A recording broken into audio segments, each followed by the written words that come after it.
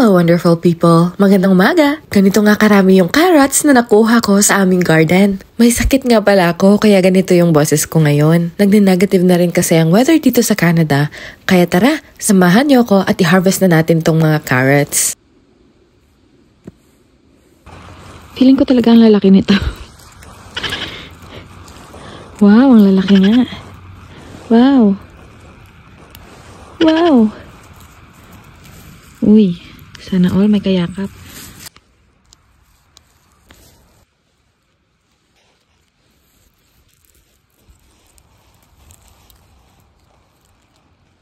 Itong mga carrots pala na to ay tinanim namin nung May. Nasabi ko na rin nga sa inyo na nung May ay nagpakasal kami ni Seth. Kaya hindi masyadong lumaki itong mga carrots sa hindi namin nga naalagaan. Sabi kasi ng mother-in-law ko, pag nagtatanim daw kayo ng carrots, dapat daw ay laging dinidiligan. Since medyo naging busy nga kami, hindi namin nagawa yun. Kaya yung ending, medyo maliliit yung iba naming mga carrots. Bubunutin nga natin yung isang ganito. Tingnan natin. Wow. Yun, ang liliit pa ng iba. Ito may dalawa pa. Yun. Pwede na din pang pansit. Nung nasa Pinas pa nga ako, hindi ko rin alam kung paano patubuin itong mga carrots. First time ko lang din mag-harvest. At sobrang saya ko nga dyan habang nagbubunot. Hindi ko na nga namamalayan na masakit na pala yung likod ko. Sobrang excited ko kasi. Kasi nga dati, napapanood ko lang to sa ibang mga vloggers. Pero pag tumatanda ka na talaga, iba talaga yung saya pag nagtatanim at nag-aani ka na ng mga pananim mo. Gaya nga ng mga patatas, ang ginamit nga naming pataba dito ay mga dayami at tumi ng baka. Nagpaplano na nga kami kung paano namin gagawin yung garden next year. Magtatry ako magtanim ng marami pang ang gulay. Ngayong year kasi, yung mga tinanim lang namin, carrots, patatas, cucumber, nagtanim nga rin kami ng iba't ibang klase ng beans, meron ding peas, meron din pala kaming mga kamatis. Tapos yung mga kalabasa nga, may mga tumutubo din pala ditong mga strawberries. Meron din kami mga luya, bawang at sibuyas. Nagtanim nga rin kami ng cauliflower, broccoli, cabbage, meron din kaming dill, at saka nagtanim din pala ako ng okra at saka talong. Sa kasamaang palad, yung mga talong ko nga hindi tumubo. At yung mga okra ko naman, tumubo naman sila pero hindi naman lumaki. Wala nga akong sapat na kaalaman sa pagtatanim. Kasi nga sa Fort Saskatchewan, wala naman kaming farm na matataniman doon. Although si mama nga, nagtatanim din ng mga lettuce, kamatis, sibuyas sa aming maliit na garden. Pero dito nga kila Seth, every year nagtatanim talaga sila. Kaya mag-suggest naman kayo kung ano pang pwede kong itanim next year. May nakita ako dito.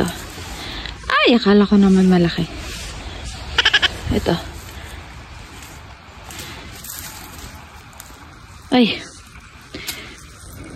Ito malaki. Yun. Ito malaki din. Uy.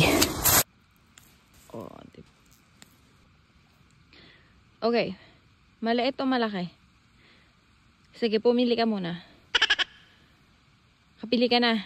Sige. Maliit.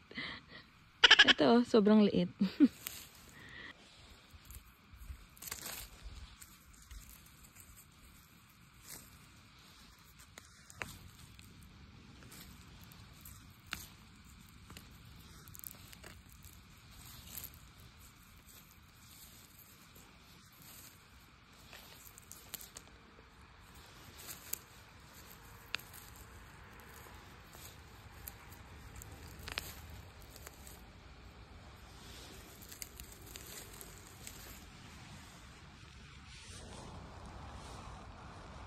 Tulad nga ng mga na-harvest nating patatas, itong mga carrots nga ay i-preserve din para sa darating na winter. Ganun talaga ang mga tao dito sa Canada. Lalong-lalo na pag nakatira ka sa mga countryside. So bakit nga ba mahilig pag-imbak ng mga pagkain ng mga tao dito? Dito nga kila Seth, malayo ang mga bilihan. Puro private property kasi ang mga nakapaligid na lupa dito kila Seth.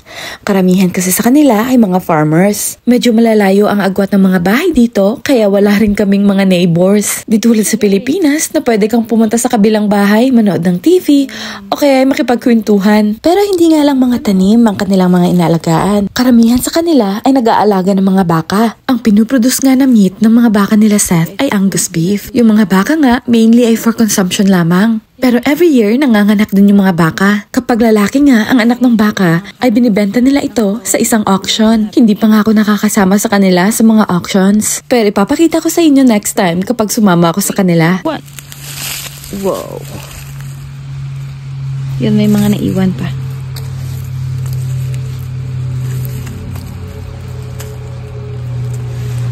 Yan siya lahat.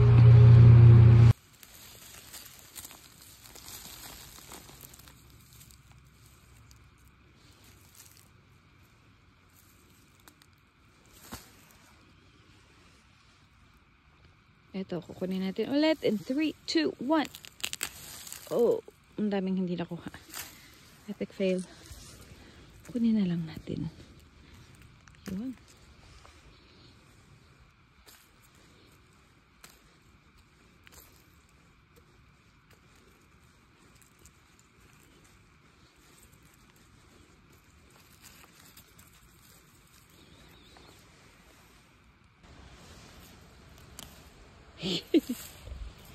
Kala ko malaki. Ito. Tingnan natin kung may malaki. Oh, yun. Magyayakapan pa silang tatlo. Ba't ibang kulay pa? Ayan, malaki. Pang isa.